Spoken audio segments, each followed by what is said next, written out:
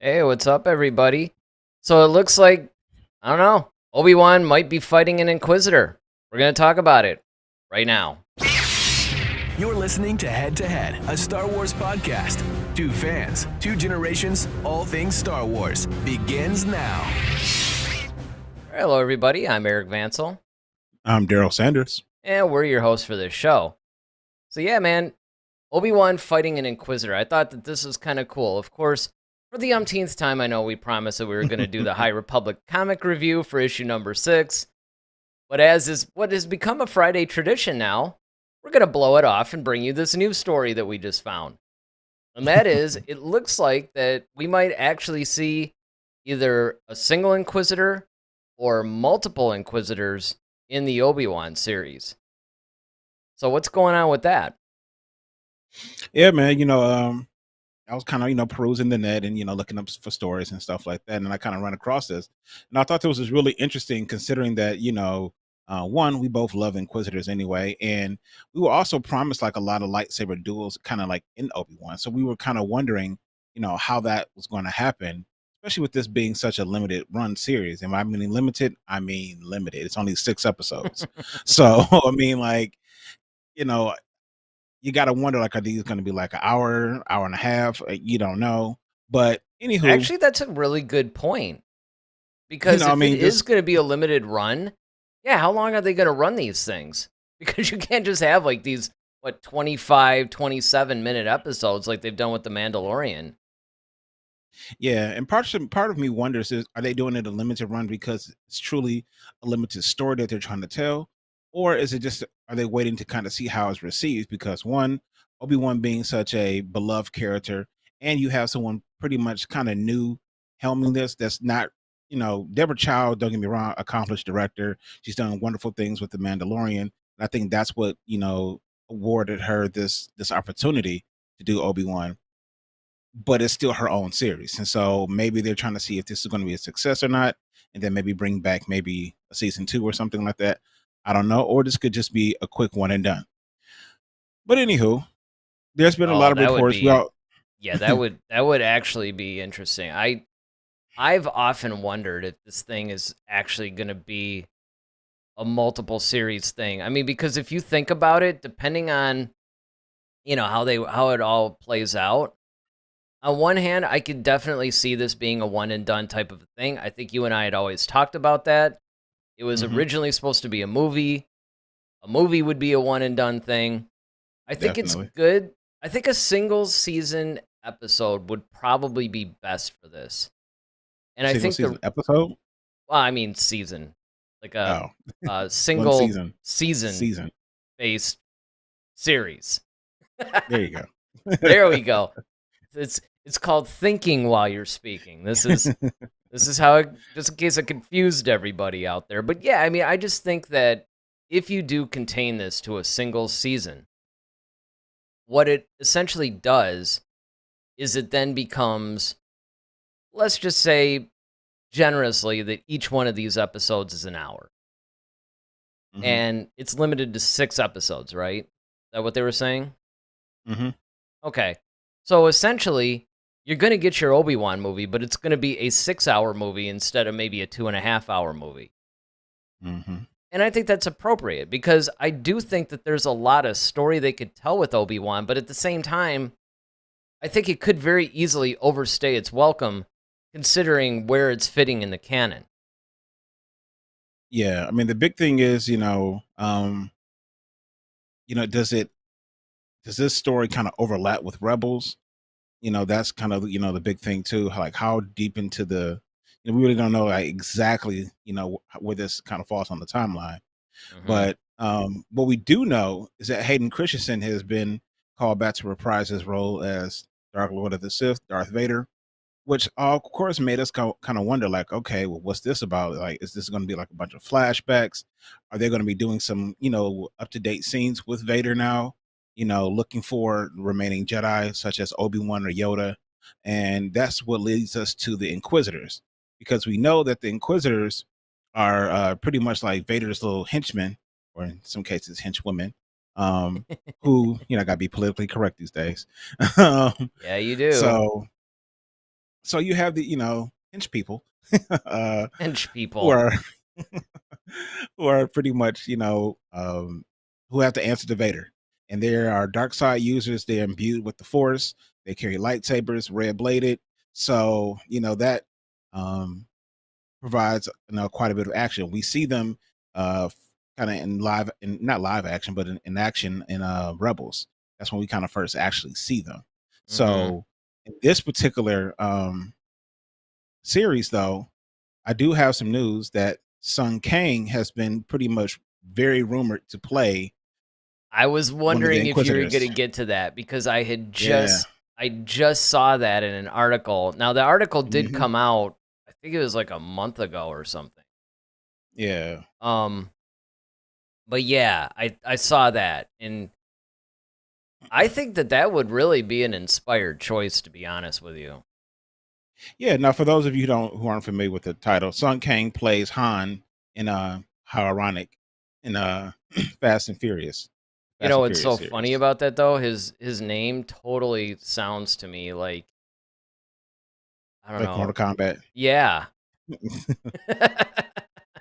I mean, I know Yeah, that's kind of cheesy or whatever, but I mean, it I know. does. Well, he actually does kind of look like the first original Liu Kang. He kind of does kind of favor him a little bit. He also plays in the TV show Power. The first uh, book one, I guess, of Power. For those of you who are Power fans, so he's slated to play one of the Inquisitors. Um, Yes, one of these guys. yeah, there Which we is go. really weird though, because when you really stop and think about the Inquisitors, and by the way, I just want to give a shout out here. RG50 is with us again. Ronaldo, of course, Hey, is with us. Joanne's with us. So we've got, we've got some people that are chatting. So far, everybody's just greeting everybody and saying hey, but I just want to say hey. I mean, RG50 says ready for another great show. So are we. yep. But it's interesting though, because when you look at these Inquisitors, they're Hmm. very much, obviously this is from Rebels, Hmm. but what was really interesting to me about the whole Inquisitor thing is there's a lot of different types of Inquisitors as we saw throughout that series. Sure. And so it really makes me wonder, what are they going to do? How are they going to Well, I know, it makes sense that Vader would kind of probably want to dispatch, some Inquisitors to kind of deal with the rest of the Jedi, because that's still part of Order 66. Order 66 was originally just to kind of do like a mass swipe at everybody and just get as many as you can, But then, of course, Obi Wan did set that beacon out to warn Jedi who were across the galaxy at that point, like, hey, don't come back, or here's what's, this danger, kind of go into hiding, that kind of thing. And so, like I said, Sun Kang is slated to play fifth brother, and then seventh sister is actually might be in this as well. Oh, She that's was really interesting. cool. Yeah. Yeah, Yeah, I and I mean, then. I enjoyed the whole Inquisitor thing. I mean, at first when they were introduced, I was a little skeptical, but Mhm. I quickly discovered that it really makes sense. You have to have um somewhat of a team of enforcers, force using enforcers that could actually take care of pretty much sweeping up the rest of the Jedi. Like you said, Order 66 obliterated probably maybe a good 80% of them, but there's Mhm. probably still another 20% out there, and they're formidable. And of course, we see this in the Vader comic, primarily in the Vader comic. But there's other comics that have come about. There's some of the new canon novels that have come about that definitely talk about a lot of these Jedi that are still out there. And even some of the ones that we didn't really think much of, like Jocasta Nu. We find out Mhm. she's incredibly powerful. I mean, she goes up against Vader and she lasts a while. Yeah, I mean, heck, we found out Ahsoka's still alive, of course, now in Mandalorian, but at the time, and I Yep. get it, at Yep. the time she wasn't technically a Jedi at the time, so you can kind of Well, see but how she could kind of slip by, but sure, you but know, absolutely. I mean, they're still going to want to wipe her out. I mean, it's not going to be right? like she's just like, "Hey, listen, I'm not a Jedi anymore." And they're just going to be like, "Oh, well, all right, that's cool." Yeah, Sure, you have exactly. this incredible skill and all these force powers and and Not to everything mention you else, were but like the Padawan of Anakin Skywalker. I mean, yeah, you're that would be insanely talented. I mean, so well, but there's also go well, ahead. before you get to that, because we should address this. Joanna asked, "How many are there?" Inquisitors. There's a Yes. lot of different Inquisitors. Um, we know that there's at least seven, I guess. Um, given by their designation, fifth brother, Sure, seventh sister. but the thing is, You I'm know, not even sure. Well, but then again, it's kind of like, okay, if it's like, say, fifth brother, seventh sister, does that mean there's like 12? I mean, I'm not actually sure how many there are. Ronaldo probably knows. Speaking of or Ronaldo, Jason. he says Inquisitors are cool except when they use lightsabers as helicopters. Yeah, I would. Yeah. You know, it's kind of like one of those things that ever since the whole General Grievous thing, that seemed to be something that they tend to fall back on. Is you get these really weird, almost insane uses of the lightsaber, which I understand are a little over the top, and that's the problem that I have sometimes when things are just a little bit too over the top. It Hmm. does take me out of it a little, and I think that that was one of the things that Lucas was an absolute master of. I mean, no matter what you think of the prequel trilogy or even the original trilogy, he was really good at the whole I guess balancing out showing these powers but somehow keeping it grounded in a way. Maybe a little too grounded. Yeah, I mean, see, the original trilogy, like when it came to lightsaber duels, I mean, they were cool just because you had never seen anything like that before. Right. So they were just, but like honestly, to me, like the best duels, of course, happen in the prequels Oh, because, yeah. yeah, it's that the action is like okay, you can, and you really get to see force powers, kind of like the way you always envision them in a way. And so Yes. that's the thing too, is that even with the whole helicopter thing, while I understand, I don't think it's necessarily the lightsaber that's the helicopter. I think they're using the force in that manner to kind of create some sort of vacuum. It is using as the helicopter as I mean the Well, lightsaber as a I don't know conduit if that's almost. necessarily like a movement thing or if it's just a really fast spinning of it. But I mean, either way, it depends, I guess, on how it's used. See, like when Grievous did it, it didn't bother me. In fact, I thought it was really Well, cool. see, yeah, and he wasn't using it as a necessarily helicopter, but he's mechanical anyway. Well, I So think it's that spinning motion because I don't. I mean, is there a yeah, point where they actually achieve flight by spinning their lightsabers? I don't know. yeah, the Inquisitors did, Oh, did especially the they? one who kind of they had the Yeah, it's been little a minute. with the ring and yeah, Oh they were yeah. kind of like Oh yes, I do and remember hit. that. Yeah, Yes. so I mean that happened, but I think it was when they were fighting Maul. I think that's kind of they even did it then. Well, But speaking of Maul, mhm, RG50 asks, is Maul technically an Inquisitor? no, Right. Maul is a disenfranchised Sith Lord. He Yeah. was actually a Sith Lord, and that's why he has a name. Originally, he had the name Darth before it, but then once he kind of was presumed dead, and once he kind of came back and he was replaced by actually Count Dooku, he was no longer well, he decided just to go by Maul and not no longer Darth. So Maul kind of comes more of a an assassin, more of a mercenary, not so much an inquisitor, because he's way more powerful than them. Well, I think in a Inquisitors are lot of you ways, know you could almost think of Maul as kind of the flip side of Ahsoka, yeah, right? Because basically. Ahsoka was a Jedi. She left the Jedi Order because she got Absolutely. disenchanted with it pretty much. Hmm. And, just kind of did her own thing. I mean, even though she still has that basic, I guess the code is still essentially intact in her. I mean, obviously she's not going to be as Hmm. dogmatic about it, but she's still pretty much who she is. She's just not doing it as a representative of the order. And Maul is a Right. very similar case where he was a Sith Lord. He more or less, I mean, it's interesting to me that Palpatine let Maul do his thing. I mean, when you really stop and think about this, we could almost do an entire episode on this You probably because, should one day. well, but I mean, I think it's a really good I think it's a really good thing to get into. I mean, certainly we can expound on it. I mean, let's face it. I mean, you can talk about anything in Star Wars and you can do multiple stuff on it. But one of the things that I find really fascinating is that Palpatine actually let Maul live. And he had to be aware of his presence. Mm-hmm. Because Maul was just he was just too out there.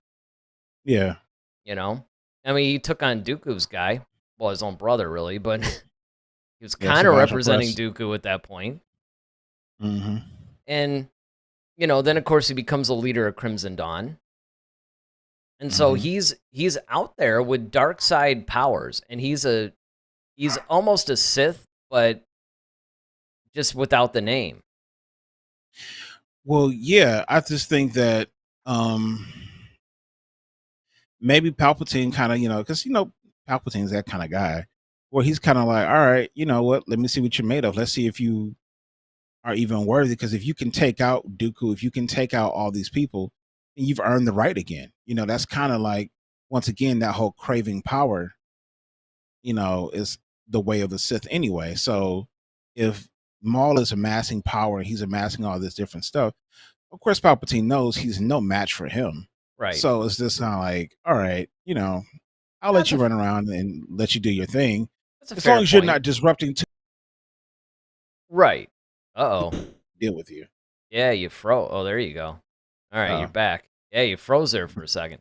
But no, you're absolutely 100% correct. It's one of those, and I didn't really think about it in those terms before, but yeah, as long as he's not interfering with Palpatine's plans, he's going to be totally okay with it. Now, mhm. Ronaldo comes in and, of course, basically answers the question. We're talking about Inquisitors now. There are 4 in Rebels, 2 in Jedi Fallen Order, which I almost bought today.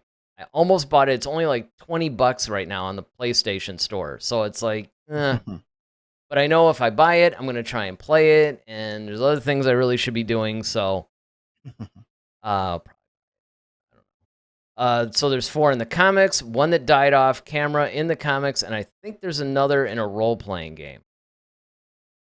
Question becomes, is that a canon role-playing game, or did this come about before Disney? I would guess it's canon simply because the Inquisitors obviously showed up with Disney, but it should be noted though that the Inquisitors, or at least Inquisitor-like characters, did exist in the expanded universe.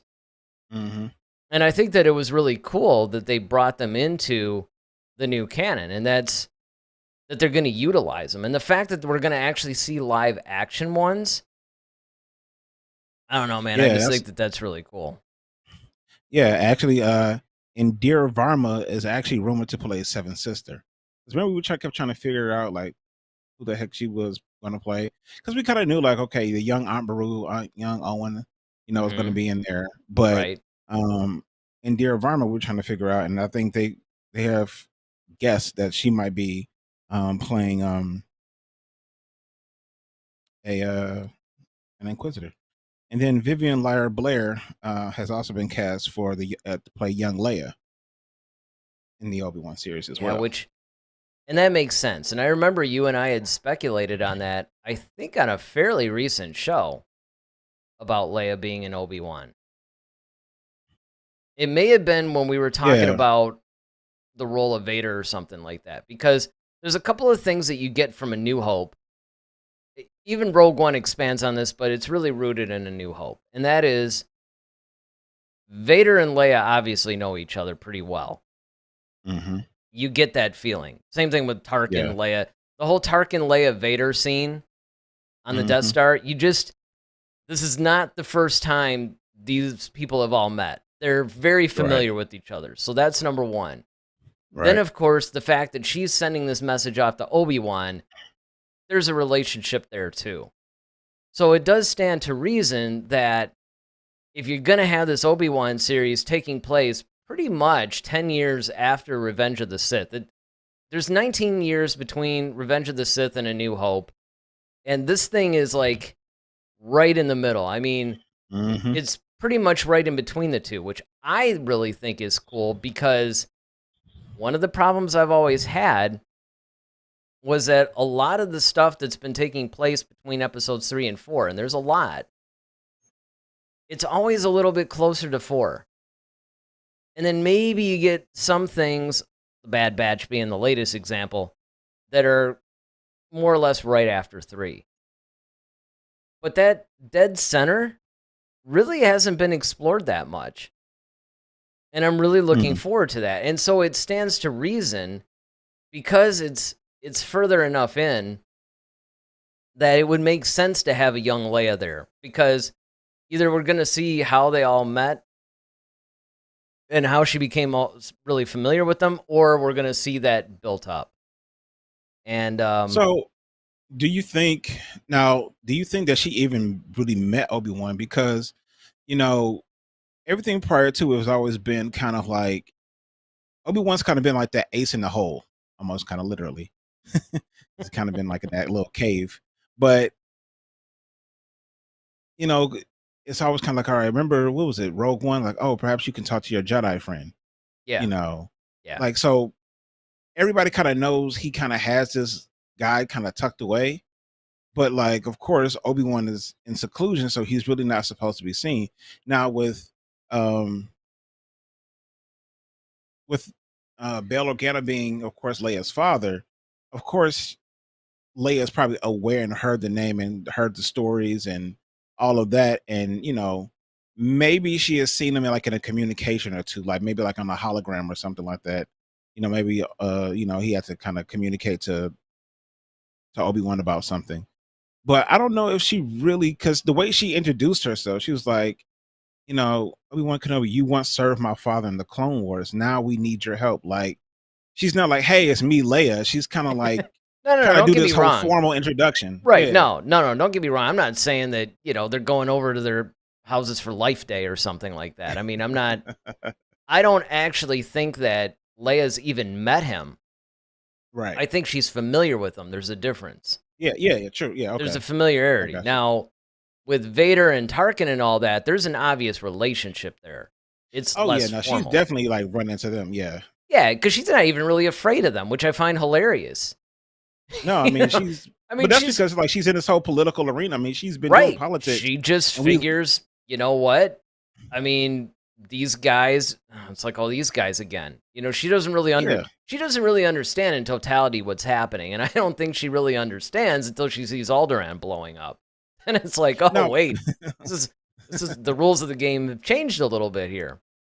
Yeah. Now, let me ask you this question. Do you think that Leia knows who Anakin?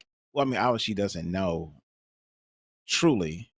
But I mean, like, because has she heard his name? Has she heard the Anakin Skywalker name? Yeah, because I mean, like, you gotta think. Yeah, because like, think about this. All right, you got Anakin Skywalker and Obi-Wan, who are pretty much like the heroes of the Republic. Yep. Right? They're getting called away on missions like left and right.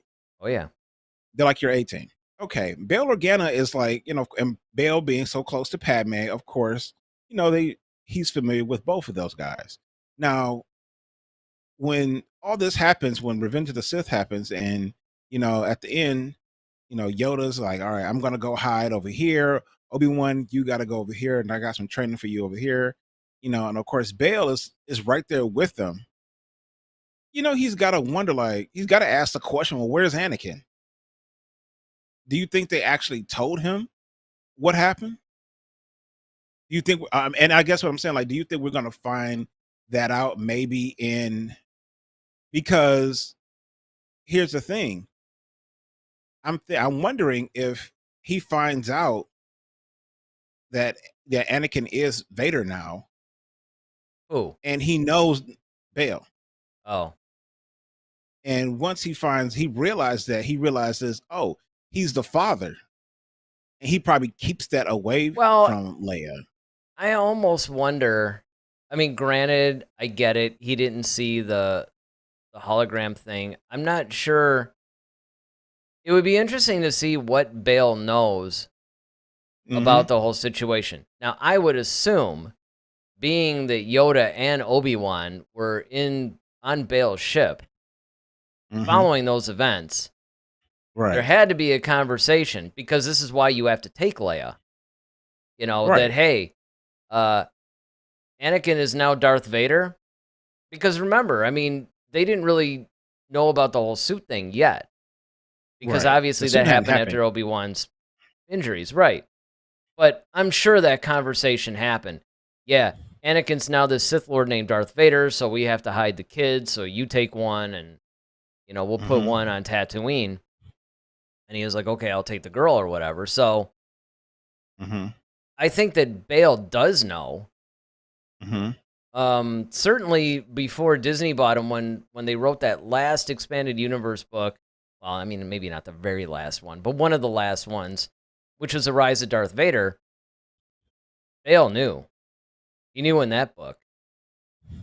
Because I'm thinking about, because the reason why I'm asking that question is because if you're trying to hide Leia from Vader, that's the plan. Yeah, I know.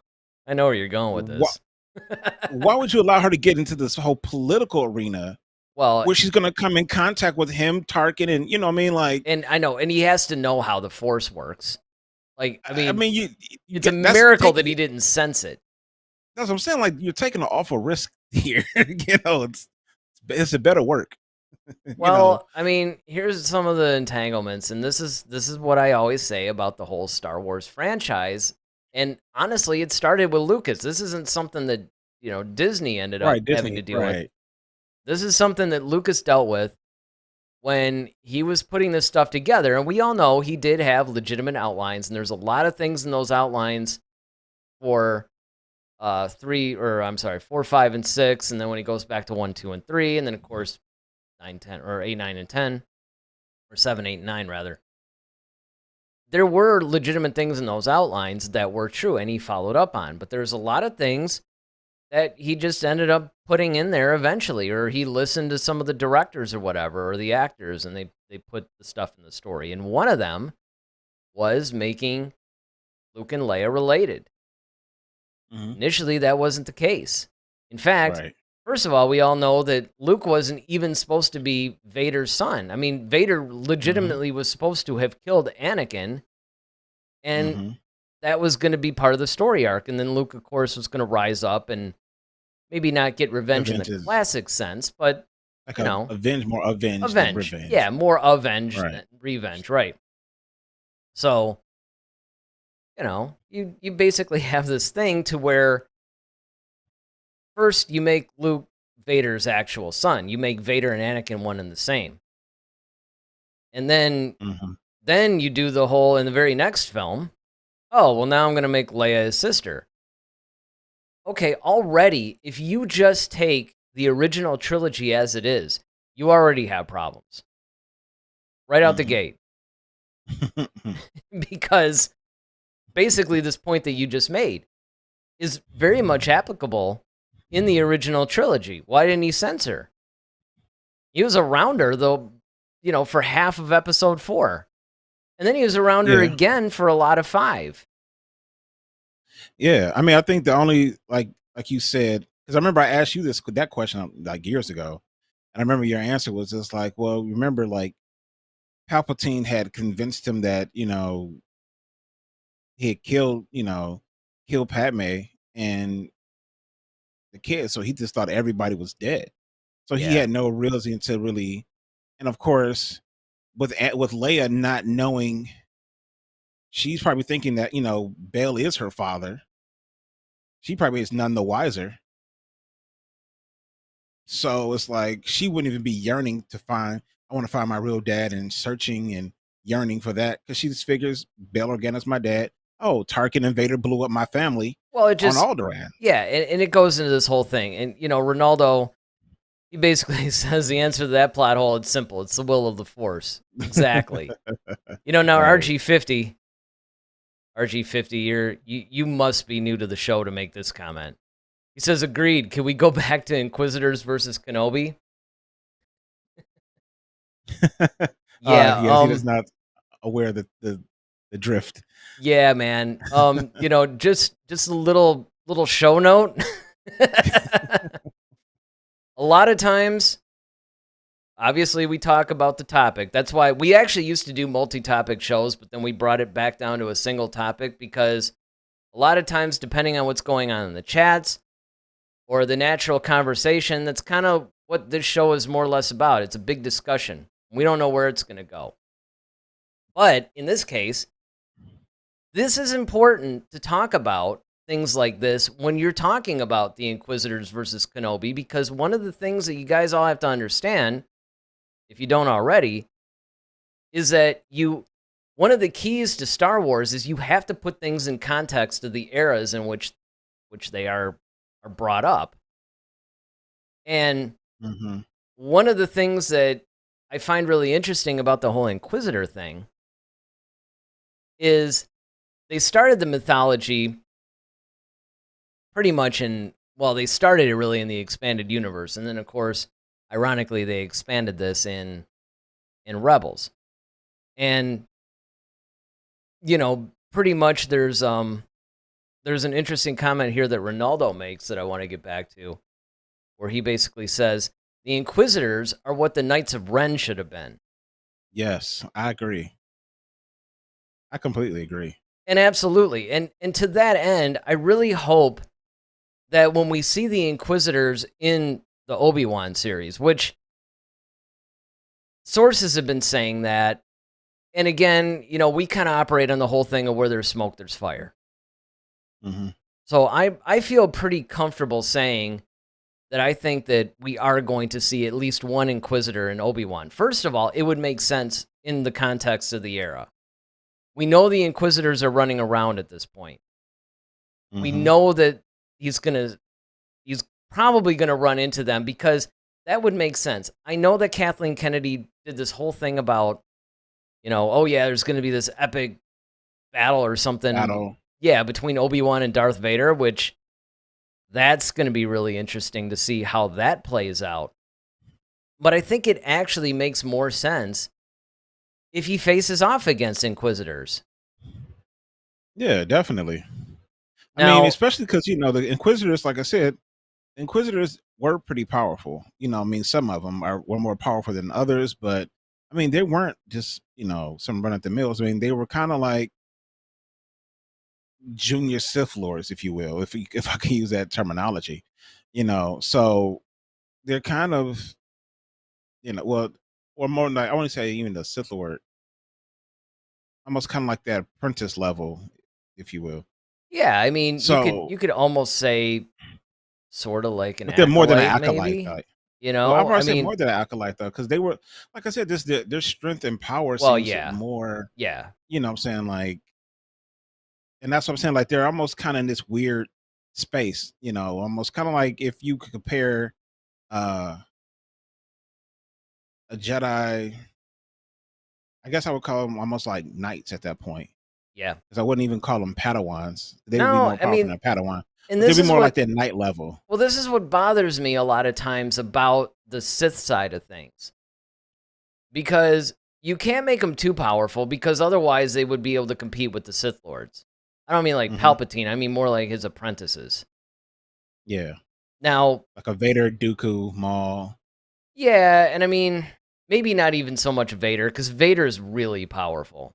When you look at Vader, especially in the comics, this guy, he's extremely powerful. He's not Palpatine powerful. And in fact, one of the things that illustrates Palpatine's power is when you see everything that Vader can do, and yet he still can't take out Palpatine. You're just like, dude, Palpatine is just off the charts powerful, right? So what we consider Palpatine almost like, seems that Yoda, he went up against Yoda, and those two are formidable or compatible to each other.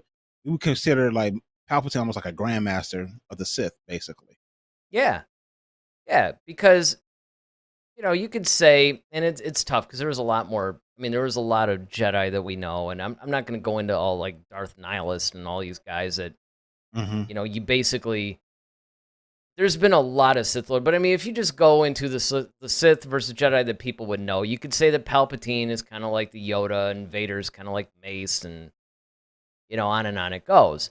But the problem with the Inquisitors, to me, is that you have to make them more powerful than just almost like mild Force users, right? But you can't make them too powerful, because otherwise hmm they present a problem for whoever the Sith apprentice is. Now, ironically, they dealt with this in, I don't remember if it's this run of Vader comics or if it was the previous series, but a bunch of like bounty hunters and a few Inquisitors and stuff tried to go against Vader, and he just obliterated them immediately. And that was good because you needed to see that balance. You needed to figure out, where do these guys fit in? hmm And this is one Yeah, of the things that I'm really hoping for. yeah, That's it, and that's another thing because like in Rebels, we saw them go up against Kanan and Ezra, right? which Kanan, you would think that he's a knight, but he really isn't. He's a glorified Padawan, Right. you know, and he was struggling against the Inquisitors. Yeah, and That was I one of would his big actually things. argue, I would almost argue that at some point, especially after there was that whole episode or whatever where Kanan was in that weird temple and he fought those apparitions or something like that. You remember that? Yeah, That I would venture to say that's more or less when he crossed over into being a knight. yeah. But you're right. He went against the Sentinels in the temple, the Yeah, it Jedi was who it was. Sentinels. Yep. Yeah, Yeah. But I mean, it's true. He spent a good he spent at least half of that series as a glorified Padawan. And he was right. struggling against the Inquisitors. Inquisitors were But powerful, and then of course they had numbers too. yeah, and it wasn't until you saw like when Ahsoka came up against them, it was just like, okay, now she's giving them a run for their money. And then of course, like when Maul actually dispatches them, yeah, you see the difference because once again, like Maul was just vanquishing them because That's Maul was true. actually a Sith Lord. You see That what I'm was saying? Like Yeah, and that that was was and actually really cool because you're right. That yeah. sort of did it almost killed two birds with one stone. hmm On one hand, well, first of all, it was really cool because it's like the Inquisitors did kind of think that they were all that in a way. And he just Yeah. comes in and just shows, like, no, no, no. This is what a Sith Lord, this is the difference between the Sith Lord Yeah. and you guys, right?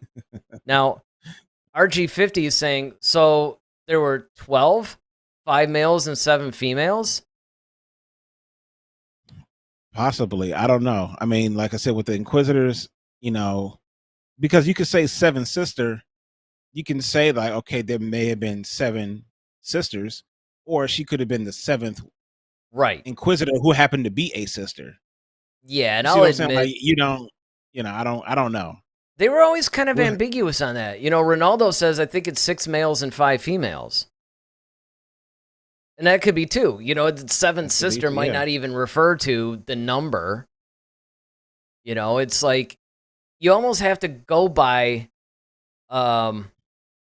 what you see based on what's on the screen. But this is really tough to say because now, so far, there's 2 that are going to be cast in Obi Wan so far that we know of, right?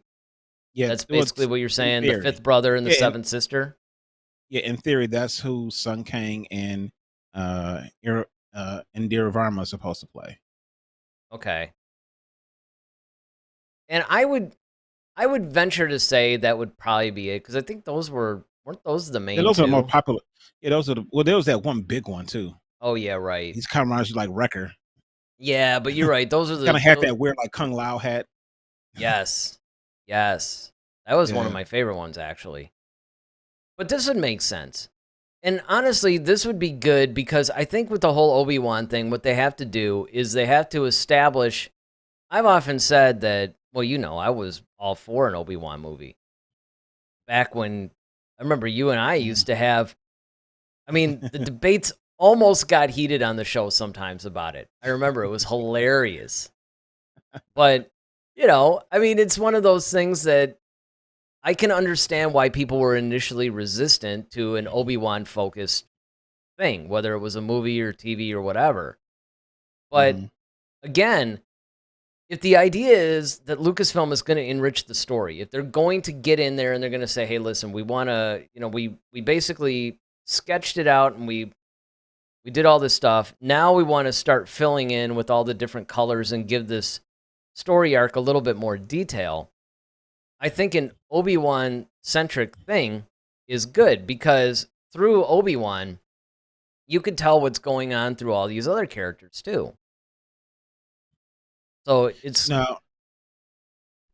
Now, with the Inquisitor showing up in Obi-Wan, right? uh-huh.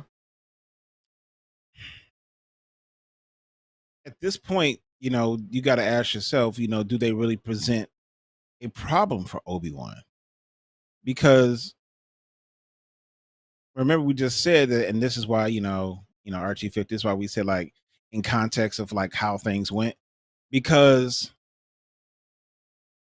okay, in Rebels, like Maul is still super powerful. And he's still technically almost like a Sith Lord in a way, as far as skill set. Yet Obi-Wan dispatched him in like 2 seconds. Yeah, there wasn't even a battle. Yeah, so him going to get some Inquisitors who aren't even at Sith Lord status, you know what I mean? It's kind of like, really? Well, and this Now, is granted, you could say you have 2 of them, and you could say yeah. like maybe that's what you have to hit them with volume, because honestly, it's like, what are you really going to do with a seasoned Obi-Wan Kenobi? Well, that's true, and that's a good point. The fact that he dispatched Maul in seconds, it wasn't even a fight. Right. And, what are these Inquisitors going to do to him? But I think that the other thing that you have to look at, and this is a very real possibility, and this is honestly something that concerns me with the franchise, and that is, are they going to start playing with their own canon? They've sort of modified canon in a lot of ways. So in other words, are they going to actually maybe make the Inquisitors more powerful than what we saw in Rebels in order to match them against Obi-Wan? Or, like you say, are they going to, perhaps, I don't know, just say, yeah, there's 2 of them now, so that should be a thing. But to that end, Ronaldo says, do you prefer Maul or the Inquisitors to appear in the show? Well, I mean, of course, I would prefer Maul. I mean, because I just think Maul is such a cooler character. I mean, but we know Maul is not going to do it for a couple of reasons. One, Ray Park's kind of in a little hot water, so yeah, I don't see him reprising that role. Oh, they could get somebody else. Yeah, you're not going to. It's Maul though, like you can't. But the other part to that is that we see Maul die at the hands of Obi-Wan in Rebels already. So we've already kind of seen how that story plays out. So if you show him again prior to it, just once again, it will be messing up with your own canon. Completely, because the idea in that last scene in Rebels was that Maul had finally found him, had finally met up with him. So the only way that you can do it is if you just do that scene in live action. Right. Now you could have Maul maybe almost like it works concurrently with Rebels. So we see all the things he's doing in Rebels. Maybe you pick up some of that in Obi-Wan, and you see a little bit of it, and it's almost leading up to that same moment the way it did in Rebels, just kind of from a different point of view and in live action. I mean, would I like to see a live action version of that scene from Rebels? Absolutely. Do I think it's going to happen? No. No. Not at all. Now, of course, RG50 says, I would rather have Inquisitors. Maul had his time in clones. And I would agree with that, too, that, I mean, the funny thing about it is that not only did he have his time in clones, he had a significant chunk in Rebels, too. And popped in Rogue, Solo, and... Yeah, I mean, Maul's... he's everywhere, man. Yeah, he's... It's like a Visa or a MasterCard, man. He is completely, he's that guy that's just popping up in everything. He's going to give C-3PO a run for his money and, how many things he's been popping up in. Because if you think about it, right, from the time we saw the guy chopped in half in episode 1, and we thought, okay, what a waste of a great character. Think about all the appearances he's made since. I mean, this guy has really had a lot of time to expand his storyline a little bit. And yet the Inquisitors, while they did make appearances in Rebels, more so I think earlier on, I just think it would be a lot cooler to see them more, I guess, shine more in this, like to get a little bit more screen time and a little bit more backstory, maybe. I think that would be great. And then, of course, Ronaldo says, I always wondered, is the numbering in their names an indicator of how powerful they are? That's interesting. Yeah, that's actually a That's really interesting good question too. Yeah, And that's a good one. it could be.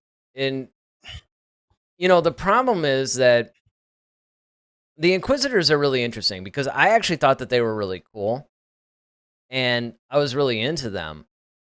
But I was never really trying to find out their backstory too much, and they don't appear a lot other than some comic book appearances, primarily in the Vader series.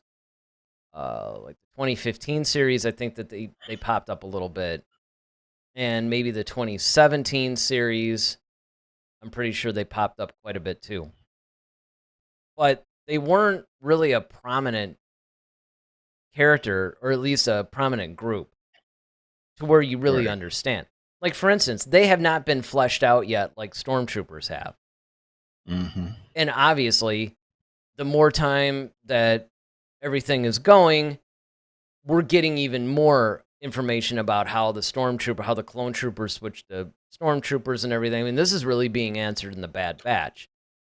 So I think it would be cool if in Obi-Wan they decided, you know what, let's focus on some of the Inquisitors, because again, as I said toward the beginning of the show, this would be the time to feature them. Oh, yeah. This is right in the time period where we see them appear, and this is the time where they would be actively hunting the Jedi. And you also gotta have to wonder, I wonder if, are the Inquisitors around doing not the new, but the original trilogy? And did Vader not use them to seek out Luke? Because he wanted to find Luke himself, because once he realized that was his son, he was like, no, this is personal for me. Aha. I want to go. Yeah, that question is exactly what the latest Vader series has been about. Okay. It's all about Vader basically. It's running concurrently, actually, with the Mothership series of Star Wars comics. They're both basically focusing on the post-Empire Strikes Back time period, and that is exactly what this series is. Vader finds out, it's in the aftermath of him finding out that Luke is his son, and now he's looking to get revenge or whatever on everybody that basically kept it from him or is standing in his way. That's why he went and basically saw Dorme. Because at first he thought she was Padme, like come back to life or something. But it was like Captain, Typho? Was he the second one? Tanaka or whatever was the first one. There was Captain Tanaka, and then you had Captain Typho. I think, was the second one. Yeah, they face off them, the people from Naboo. Vader. It was funny because the way he dealt with them is, it's like he kind of wanted to spare them because there was a little bit of history there, but they kept pushing him and trying to stop him because they thought that he was gonna. I think they thought he killed Padme, actually. And so that was really interesting, but it really deals with that. And so whether or not the Inquisitors were there, I haven't seen really too much evidence of it in this latest comic. But again, I think it's once you get to the point of the original trilogy, they weren't there, but it does beg the question. Rebels doesn't really take place that long before. So where'd they go? Exactly. I mean, I know, yeah, some of them died, and if that was the case, like if they all kind of died, well, all right, then that ends that. But Ronaldo brings up, he says, if I'm not mistaken, by the start of the original trilogy, they're all dead, but the spirit of the Grand Inquisitor appears in the comic. Yeah, I mean, exactly. And that's where it gets a little bit ambiguous. And once again, look, we're big Star Wars fans, but we're also not afraid to point out some of the things that, you're just kind of going, what? And I agree that I think that it is an issue because you have a lot of that in Star Wars. You have a lot of, hey, How come? Where are these people in the original trilogy? I mean, it's almost like a fill in the blank answer, right? You see so often, well, what happened to Ahsoka in the original trilogy, and where's this person in the original trilogy, and Mm-hmm. all these people that are prominent. I mean, even in Rogue One, it's like, okay, this is like a week before the thing. Where are they now? I mean, we all know the answer. The original trilogy was made in the, late 70s, early 80s. This stuff is being made now. I mean, we get it. We understand that. Mm-hmm. But my whole point is, and this is something that you and I brought up a long time ago, is that if you're going to keep playing in this sandbox, you got to be really careful. And that's why we had Definitely. said that the future of Star Wars is Thrawn. You can actually take some adventures beyond Return of the Jedi. You can even go in between Return of the Jedi and The Force Awakens, which you'd almost have to do if you feature Thrawn, because I just don't see Thrawn being around at that time period. You can also go and tell completely different stories. You could do kind of like what they're doing with these Thrawn novels with the Chiss and all that. But the problem is, if you keep trying to fill in all these little bit of details and gaps and explain things that are occurring in between the prequels and the original trilogy and even the sequel trilogy, you run the risk of starting to contradict yourself, painting yourself into a corner. This is the same problem that happened with the expanded universe. The expanded universe ran into the same problem, especially primarily with the Yuuzhan Vong series, because it went like 22 books or something. Yeah. And they're killing off major characters, and it went through this big span of time too.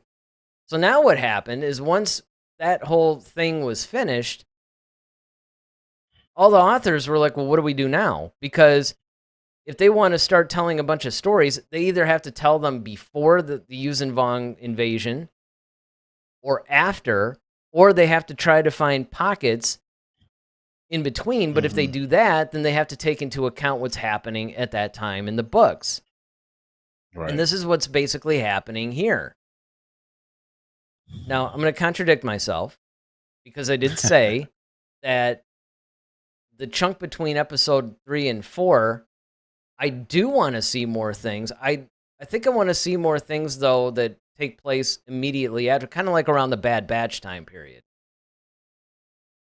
Okay. Now, Ronaldo asks another question. He says, if the spirit of the Grand Inquisitor appears, does that mean that the Inquisitors can have an afterlife like the Jedi, but the Sith can't?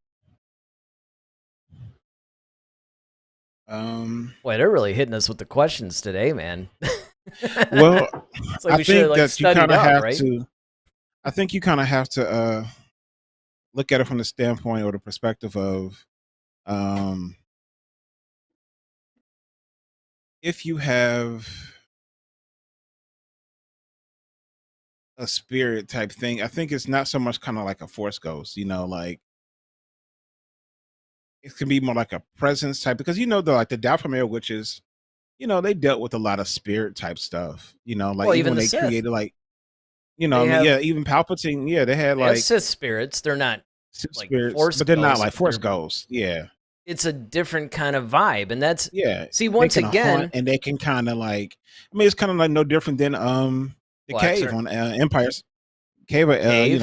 Empire Strikes Back.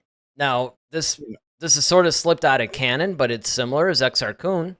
Exar Kun basically more or less was trying to get to Luke and everything in the abandoned base of Yavin 4, because in the expanded universe, that's where Luke rebuilt his temple, was on the old Yavin 4 base.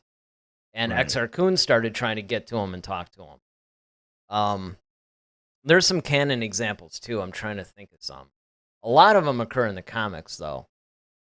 But yeah, like I said, like the biggest one is like, the whole Empire Strikes Back, like, that whole cave was imbued with the dark side of the force, because it was like a spirit that kind of took over that one place. Same way in not Force Awakens, The Last Jedi with Rey, like with that whole cave. Once again, that was kind of up under her. and she eventually got sucked down into it.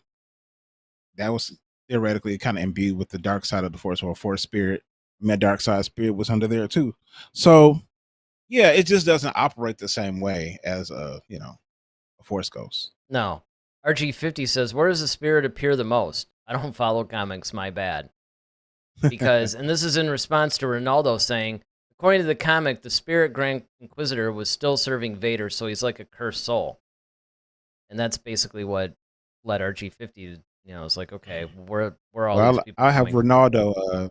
Ronaldo answer that question for RG50 as far as, I guess, what specific comic, I read it, you could get actually. us. I'm trying to remember which series it was, because I do remember that comic, because I was sitting there thinking to myself, once again, it's fascinating stuff. I mean, if in RG50's case, if you're asking where do all these different levels of spirits appear the most, honestly, it's somewhat of a tie, I would say, between the comics and maybe the books. I would say the games, because the games actually dealt a lot with it, but the problem with the games is that they float in and out of canon. Some of them have been considered canon, some of them haven't. And in fact, that's one of the big criticisms that we see from fans regarding Disney is the fact that they had said that anything that comes out, including the games, are going to be canonized. And now they're saying, well, not really, or even some of the books. The Legends of Luke Skywalker, for instance. Now, that was written purposely for that, but that was basically one of those, like, book of myths or something. They take a historical figure like Luke, and then they start almost embellishing stories about him. And the idea behind that book was that some of the stories are true, and some of them are embellishments. But they didn't say which ones. And it's kind of the same thing with these spirits. They'll bring them up and they'll put them in. You could even say the World Between Worlds deals with a lot of that. I was just about to say it. I was about to say that one. Yeah. So, I mean, the World Between Worlds just really opens the door for all that stuff. And that's especially something what that Palpatine was doing. Sure. And that's something that they basically started. And they haven't really, I mean, ever since they brought that up in Rebels, they haven't really revisited, although they have hinted that some of these events that you see happening in the books, they reference them a little bit in the movies. They were trying to say the stuff in the Rise of Skywalker was kind of happening, a little bit of that. And then, of course, yeah, absolutely. Palpatine was somewhat disembodied for a while. And then the whole Dathomir witches thing Sure, too. Dathomir witches. Because Savage Opress, he was a regular guy. He didn't have the Force at first, but then all of a sudden he's got Force powers. Right. It's like, well, how the heck but he had that whole spirit kind of. So, sure. I mean, yeah. And even the current, like in the Star Wars, I don't remember if it was the last, it was either the last run or the current run, because the current run's been going on for a while. They dealt with it too. Let's see what we got. Oh, that's awesome. Look at this. Ronald goes, it's in the current Star Wars comic that started in 2020. Yeah, exactly. He goes on to say it's in issue 6. So that is going back a little bit, because I think they're on like, I don't know, 14, 15, 17, something like that. And then, of course, Ronaldo, that's right. I remember this stuff now. He says Luke fights him, which is awesome.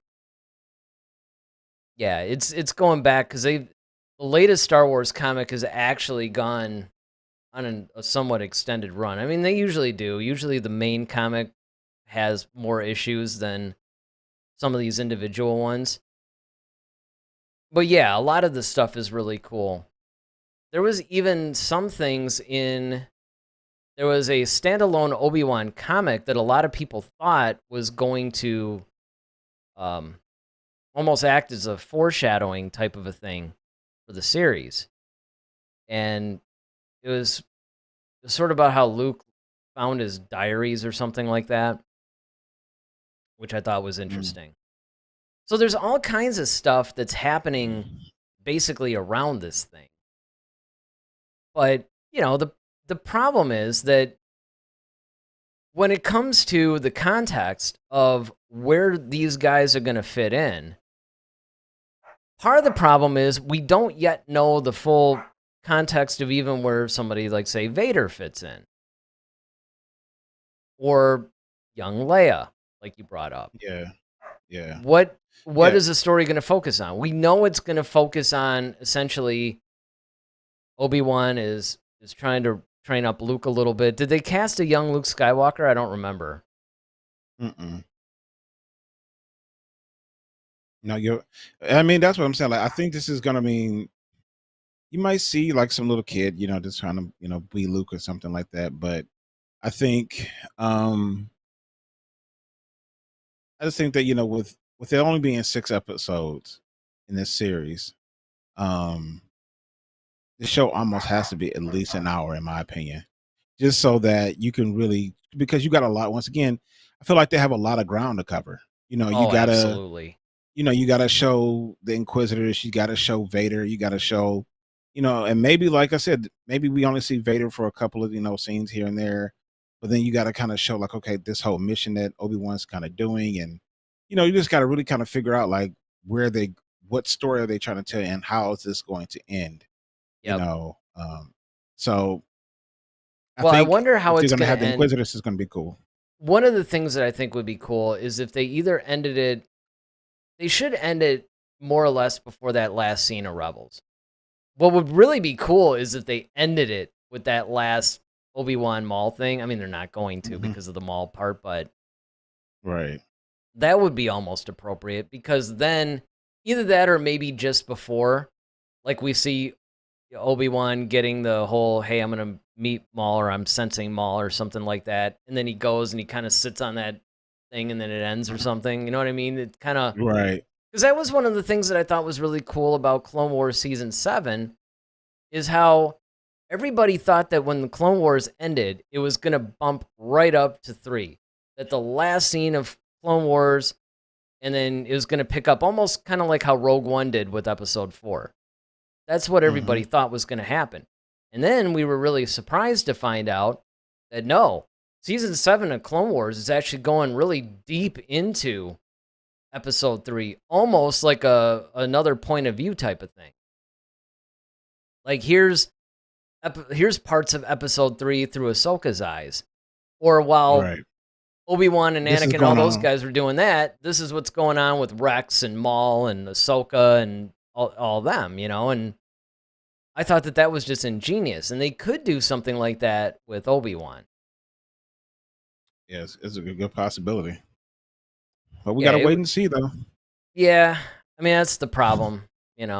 We basically just have to wait. Do we know if Obi-Wan? It's probably going to be a 2022 thing, obviously, but Yeah, 2022. But do we know? Have they announced anything as far as it being a little earlier, a little I later? think it's the first part of the year. Okay. Well, that So would probably make anywhere sense. between like January and probably March, somewhere around there. Probably like the first quarter. Oh, White's with us now. He says it was cool to see Order 66 from Ahsoka's point of view.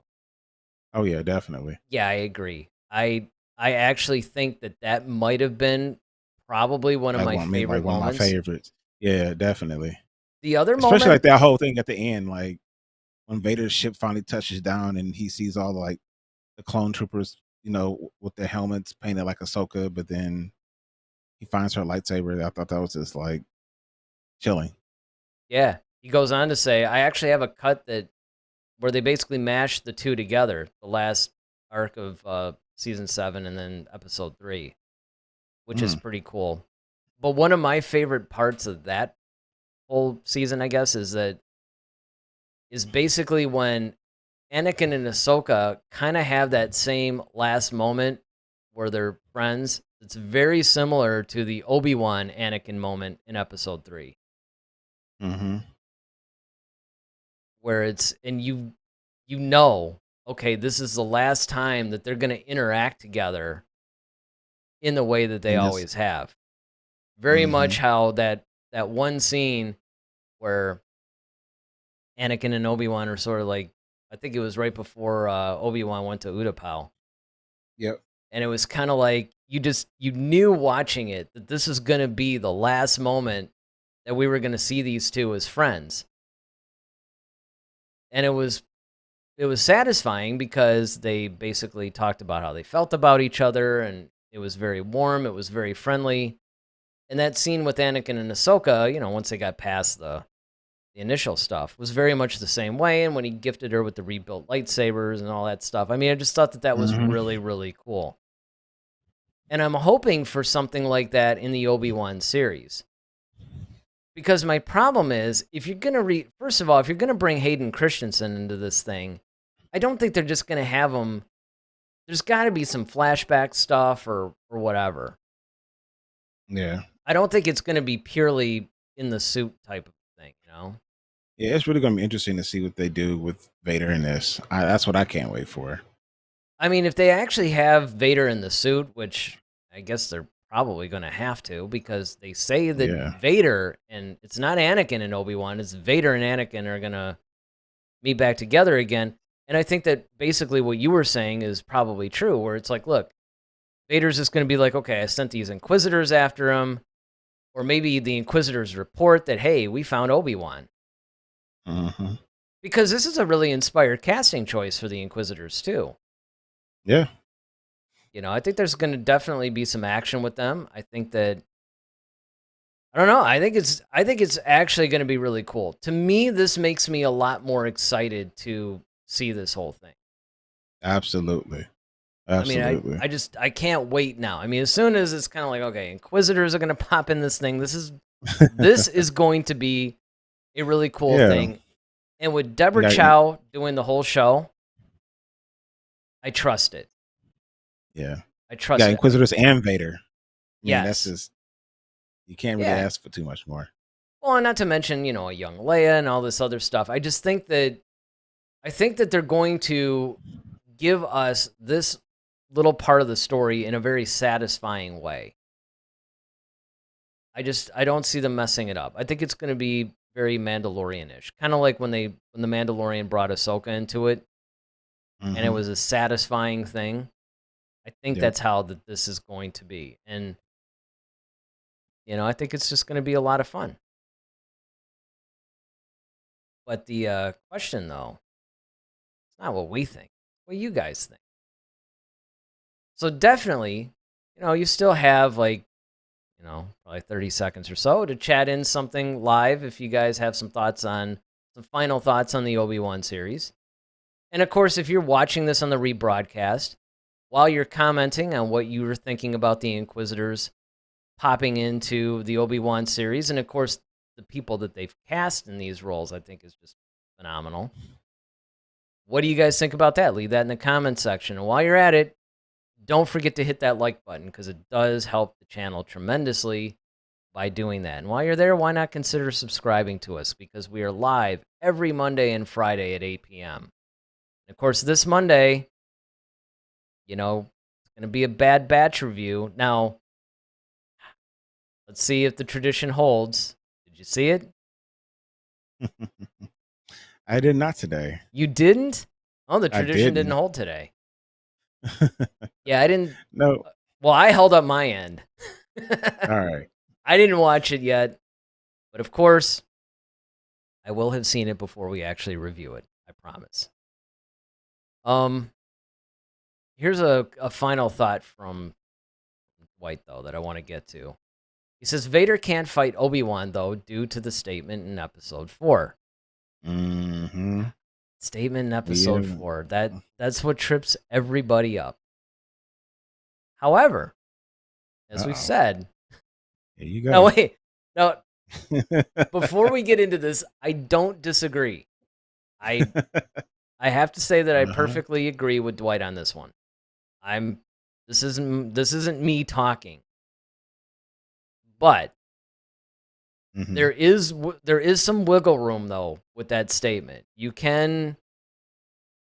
It's that kind of... It's from a certain point of view kind of thing, right? But I'm really curious on how they're going to handle that.